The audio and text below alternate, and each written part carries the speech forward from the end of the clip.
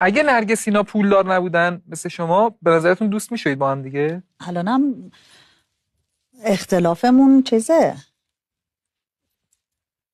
کدوم شمایی؟ معلوم نیست. آها. من مستقیم اشاره نمی‌کنم کدوم. یعنی علی نه من تو دوستی اختلاف علی... طبقاتی برام خیلی مطرح نیست.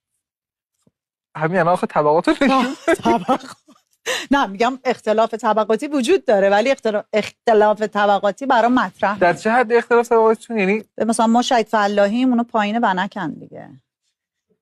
الهی بگردم میدونی پایین ورک البته میدونی که بالاه خوبه.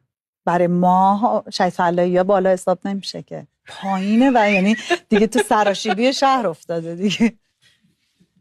دیگه میری همونه تا پایین. آره یه جوری میگی که دلمون میسوزه برای علی اوجی و نرگس. به حال همکنون نیازمنده فقیرن. نه دارن ولی اون مثلا اینجوری نه اونجوری نه اونجوری که فکر می‌کنی نه.